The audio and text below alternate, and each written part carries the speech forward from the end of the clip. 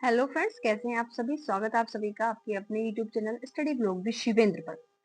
भूमिका trust versus union of India, यह है मामला जिसके बारे में हर वो लॉ स्टूडेंट्स जो कि जुडिशरी एग्जाम की प्रिपरेशन कर रहा है जानता है। और इस मामले के अंदर क्या चल रहा है क्या नहीं चल रहा, इसके संबंध में अपनी नजरें गड़ाए बैठा है। यहाँ पर अगर मैं बात करूं तो ये जो केसेस है इसमें लगातार फिलहाल अगर मैं आपकी मार्च और अप्रैल की बात करूं तो पहले इसमें आपका 13 मार्च डेट लगी हुई थी। उसके बाद 20 मार्च हो गई और उसके बाद 13 अप्रैल इसमें हो गई थी। लेकिन 13 अप्रैल को क्या हुआ, अब यहाँ पर 20 मार्च और 13 अप्रैल को इसमें कोई हियरिंग नहीं हुई। यहाँ पर 13 मार्च को इसमें काफी आर्ग्यूमेंट्स हुए थे। और ध्यान रखिए, रिव्यू पिटिशन है, पहला ऐसा मामला मोस्टली अगर मैं बात करूं कि जिसमें ओपन कोर्ट में रिव्यू पिटिशन की हियरिंग यहाँ पर की जा रही है। और इसमें फिलहाल तो खैर ऑनरेबल सुप्रीम कोर्ट ने मना कर दिया कि वो 3 ईयर प्रैक्टिस को खत्म तो नहीं कर सकते, लेकिन इसके इम्प्लीमेंटेशन में परिवर्तन किया जा सकता है। ऐसी बात इन्होंने कही कि पर ईयर की गैपिंग के हिसाब से, जैसे कि अगर 26 में वैकेंसीज आएंगी तो आपका 0 अनुभव के आधार पर आप जो है फॉर्म फिल कर सकते हैं। अगर आपकी 27 में आते तो 1 ईयर आपका जो है एक्सपीरियंस मांगा जाएगा। अगर आप जो आपके 28 में आते तो 2 ईयर्स, 29 में आते हैं तो आपका 3 ईयर्स। यानी कि अगर मेन बात ये थी कि भाई अगर एकदम से ही जैसे कि आपका 20 मार्च 2025 को डिसीजन दिया गया था और तुरंत एज इट इज उसी इमीडिएटली इफेक्ट से लागू था डिसीजन कि भाई ऐसे तो वैक्यूम आ जाएगा जुडिशरी के अंदर, तो ये सारी बातें कही। लेकिन सिंपल बात क्या है कि अनुभव को खत्म नहीं किया जा सकता क्योंकि जुडिशरी में इसकी जरूरत है। और बाकी महिलाओं के लिए भी उन्होंने काफी बातें कही कि कहीं ना कहीं ये एक्सपीरियंस महिलाओं को, क्योंकि फिलहाल महिलाओं की जुडिशरी में बहुत ज्यादा पार्टिसिपेशन है, भागीदारी है, तो उनको दूर कर देगा। और लेकिन यह बात ठीक है, वो बात ठीक है, एक्सपीरियंस होना चाहिए कि कहीं ना कहीं अभी हाल फिलहाल हमारी जो एक महिला जस्टिस है सुप्रीम कोर्ट की, वो पटना हाई कोर्ट के कार्यक्रम में गई हुई थी पटना में किसी यूनिवर्सिटी के। वहां पर उन्होंने कहा था कि वो चाहते कि नंबर और भी ज्यादा हो, क्योंकि एक बच्चा जो सीधे क्लास की बेंच से, कॉलेज की बेंच से जस्टिस की बेंच पर जाकर बैठता है, तो उनके बीच का जो डिस्टेंस, जो एक्सपीरियंस होता है, उसकी जानकारी उनको नहीं होती। उनका स्टेटमेंट बिल्कुल ठीक था, आर्ग्यूमेंट्स बिल्कुल ठीक थे कि अनुभव इतना होना चाहिए। लेकिन कहीं ना कहीं बेसिक देखिए, चाहे कोई डिसेबल पर्सन हो, वीमेन हो, चाहे कोई नॉर्मल व्यक्ति ही हो, क्योंकि देखिए जैसे कि बॉयज वगैरह होते हैं, क्योंकि रेस्पॉन्सिबिलिटीज एक एज के बाद हर किसी के ऊपर आ जाती है, चाहे वो किसी भी कैटेगरी से डिपेंड हो। मानो अगर बॉयज ही हैं, लड़के ही हैं, अगर युवा ही हैं, तो आप ये बताइए अगर वो 28 29 30 की एज में हो जाएंगे, क्या केवल ओनली वो स्टडी एंड स्टडी करेंगे? उनको फैमिली रेस्पॉन्सिबिलिटीज उनको भी तो निभानी है। तो एक जुडिशरी के लिए एक जो टाइम पीरियड चाहिए प्रिपरेशन के लिए, वो उनको भी नहीं मिल पाएगा।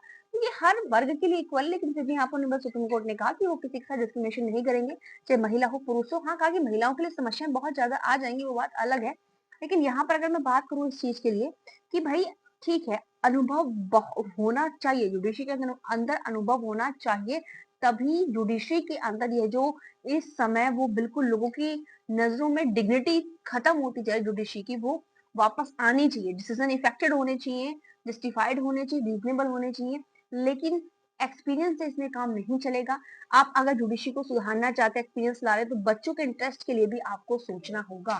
बच्चों का इंटरेस्ट कैसे? बिल्कुल भैया, 3 साल, बिल्कुल आप 3 साल की करो, लेकिन इसमें क्या करो भाई, पर ईयर वैकेंसी निकालो आप लोग जुडिशरी की, अटेम्प्ट बढ़ाओ जुडिशरी में, और दूसरी बात एज बढ़ाओ, ये चीजें भी तो आप लोग बढ़ाओ, बेशक अनुभव कर दो, कोई दिक्कत नहीं रहेगी। अब बच्चे को समस्या क्यों है, जुडिशरी का बच्चा ज्यादा परेशान क्यों है? इसलिए परेशान है भाई कि 30 से 34 साल में वैकेंसी आती है, वो भी बहुत कम आती है, ठीक है। उसके बाद चारों इसमें अटेम्प्ट है, एज 35 है, तो कैसे सिलेक्शन ले लेगा भाई वो? आप ये बताओ कि अगर एक बच्चा 25 साल से भी तैयारी कर रहा है, अनुभव केवल तो 27 से 28 का नॉर्मल बात है, हो जाएगा।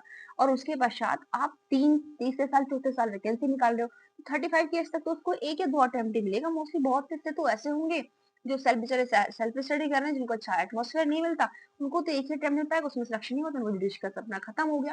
तो ये कोई बड़ी बात नहीं है, इसको आसानी से हर इसको इसका अंदाजा लगा सकता है। तो बिल्कुल इंक्लूड रहना चाहिए हमारा इसमें 3 ईयर प्रैक्टिस, लेकिन 3 ईयर प्रैक्टिस के अलावा बच्चों के इंटरेस्ट के बारे में भी, हित के बारे में भी सोचा जाना चाहिए।